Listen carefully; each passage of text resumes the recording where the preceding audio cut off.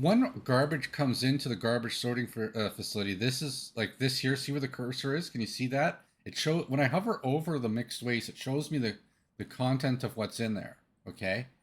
This garbage dump here also has an input, and it's very slightly. It's somewhat random when you get the garbage come in. But once it gets sorted out, there's some remnants that have no, construction waste or scrap metal or anything. And then it goes into these big bins. And if I hover over these, it mostly says biological waste, burnable waste, other waste. So basically, the concrete, the metal scraps, the aluminum, the plastic that's in there is all gone in these big bins. So I've set up this distribution office here. Oh, sorry, here. Oh, no, sorry, it is here. But we don't have a truck in it right now. I'm probably going to move a few trucks around during the episode to take care of this. Because what they do now is they take that leftover garbage, that low quality garbage that's mostly, burnable waste, and they bring it to the incinerator. So one of the problems I've had in this initial episode is I didn't have enough burnable mixed waste queued before winter started. So I'm dealing with some problems here. I did this a little bit after the recording a couple of days ago, so I'm gonna have to focus a lot on this to make sure there's constantly heat here, and we got to tune this just right. Over the summer, we'll be able to stockpile a bunch of garbage, and that won't be an issue so much. But right now, that's the number one issue, and we have to keep coming back to that during this recording. And so there might be a lot of pause playing this game, although I want to get into at least the thaw and do a census count before the end of the episode.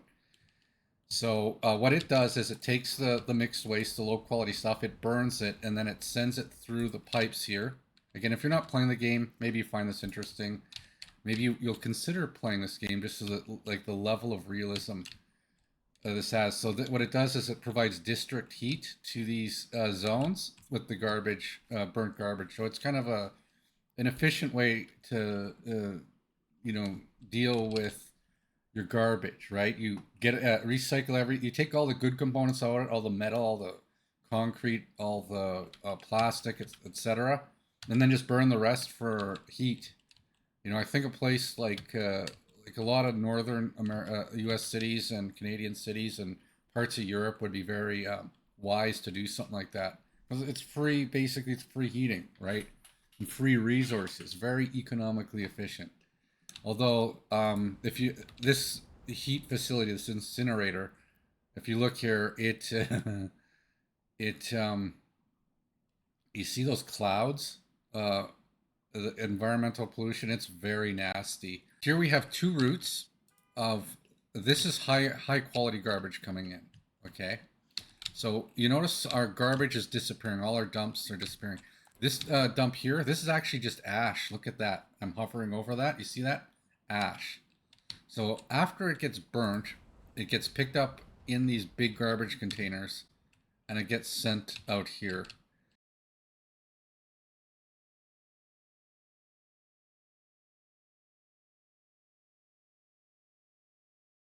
It'll just blow away eventually. We might have to build another dump to fill it up, but so I got this to notify me if filling. So we have quite a bit of like potential energy here, at least for sorting and then creating heat from.